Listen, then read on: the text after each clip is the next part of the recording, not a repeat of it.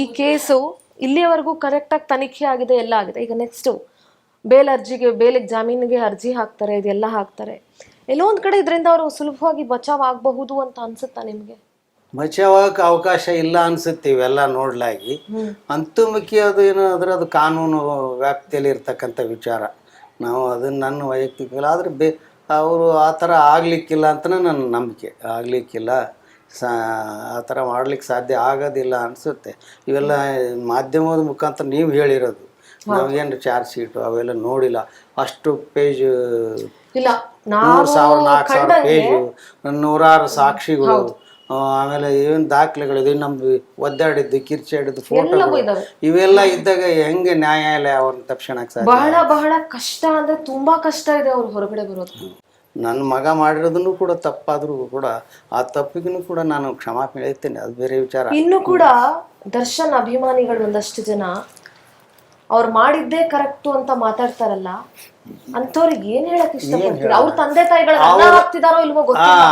ಅದು ಅವರು ಕೂಡ ಅದು ಏನು ದೇವ್ರು ಅವ್ರಿಗೆ ಸದ್ಬುದ್ಧಿ ಕೊಡ್ಬೇಕಷ್ಟೇ. ನಾವೇನು ಅವ್ರ ಬಗ್ಗೆ ಏನು ಹೇಳೋಕ್ಕಾಗಲ್ಲ. ಯಾಕಂದರೆ ಅವರಲ್ಲಿ ಅವ್ರ ಮನೆಗೆ ಅಣ್ಣ ತಮ್ಮ ಎಲ್ಲ ಇರ್ಬೋದು.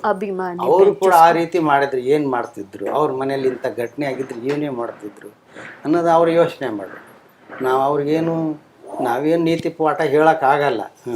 ಹೊಟ್ಟೆ ಒಳಗಿರುವಂಥ ಮಗುವನ್ನ ಹೊರಗಡೆ ತರುವಷ್ಟರಲ್ಲೇ ಆ ಮಗು ತಂದೆ ನೋಡಕ್ ಆಗ್ತಿಲ್ಲ.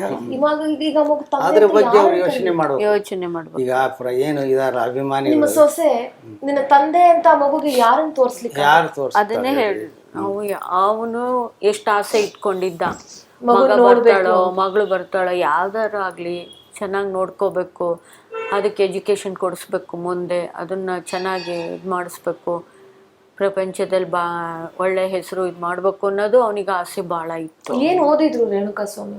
ಅವನು BCom ಇನ್ಕಂಪ್ಲೀಟ್ ಆಗಿತ್ತು. ನೆಕ್ಸ್ಟ್ ಭವಿಷ್ಯದ ಬಗ್ಗೆ ಏನು ಯೋಚನೆ ಮಾಡಿದಿರಿ? ಸೊಸೆ ಬಗ್ಗೆ ಏನು ಯೋಚನೆ? ಮೇಡಮ್ ಅವರೇ, ನಾವು ಅದು ಸರ್ಕಾರಕ್ಕೆ ಅಪೀಲ್ ಮಾಡಿದ್ದೀವಿ, ನನ್ನ ಸೊಸೆಗೊಂದು ಖಾಯಂ ನೌಕರಿ ಕೊಡ್ರಿ ಅಂತ. ಖಾಯಂ ನೌಕರಿ ಕೊಡ್ರಿ, ಅವಳು PUC ಓದಿಲ್ಲ, 2nd ಡಿವಿಷನ್ ಏನೋ ಬರುತ್ತೆ, ಅದು ಕೊಟ್ಟರೆ ಅವಳು ಸ್ವತಂತ್ರವಾಗಿ ಬದುಕಕ್ಕೆ ಸಹಾಯ ಆಗುತ್ತೆ. ನಾವು ಇರೋ ತನಕ ಮಗಳಾಗಿ ನಾವು ನೋಡ್ಕೊತೀವಿ, ಮಾಡ್ತೀವಿ. ಆ ಮಗುವಿನ ಹೊಣೆ, ಆಕಿ ಹೊಣೆ, ಅದು ಭವಿಷ್ಯದ ಮೇಲೆ ಭಾಳಷ್ಟು ಇದಾಗುತ್ತೆ. ಅದಕ್ಕೆ ಅವಳಿಗೆ ಒಂದು ಆರ್ಥಿಕ ಒಂದು ಇದು ಬೇಕಾಗತ್ತಲ್ಲ, ಆ ಒಂದು ಇದಕ್ಕೆ ಅದನ್ನು ಸರ್ಕಾರವನ್ನು ಕೇಳ್ಕೊಂಡಿದ್ದೀವಿ. ಆ ಚೀಫ್ ಮಿನಿಸ್ಟ್ರು ಎಲ್ಲ ಸರ್ಟಿಫಿಕೇಟ್ ಅವೆಲ್ಲ ಕೊಡ್ರಿ ಅಂದರು, ಕಳಿಸ್ಕೊಟ್ಟಿದ್ದೀವಿ. ಇಲ್ಲಿ ಜಿಲ್ಲಾಧಿಕಾರಿಗಳ ಮುಖಾಂತರ ಅದು ಚೀಫ್ ಸೆಕ್ರೆಟರಿ ಅವ್ರಿಗೆ ಹೋಗಿದೆ ಅಂತೆ. ಅಲ್ಲಿ ಅವರು ಪರಿಗಣಿಸ್ಬೇಕಾಗತ್ತೆ, ಮಾಡಿಕೊಡ್ತಾರೆ ಅನ್ನೋ ನಂಬಿಕೆ ಇದೆ. ಮಗನ ನೆನಪು ಎಷ್ಟು ಕಾಡ್ತಾ ಇದೆ ಅಮ್ಮ. ಮೇಡಮ್ ನೆನೆಸ್ಕೊತೀವಿ ಅಷ್ಟೆ. ಅವನಿಲ್ಲ ಅಂತ ಅವ್ನ ಫೋಟೋ ನೋಡ್ಕೊಳೋದು, ಸಮಾಧಾನವಾಗಿರೋದು ಅಷ್ಟೇ. ಇನ್ನೇನು ಮಾಡೋಕ್ಕಾಗ, ಇದ್ದಾಗೆ ಬೇರೆ ಇಲ್ದಾಗೆ ಬೇರೆ ಅನಿಸ್ಬಿಡ್ತು.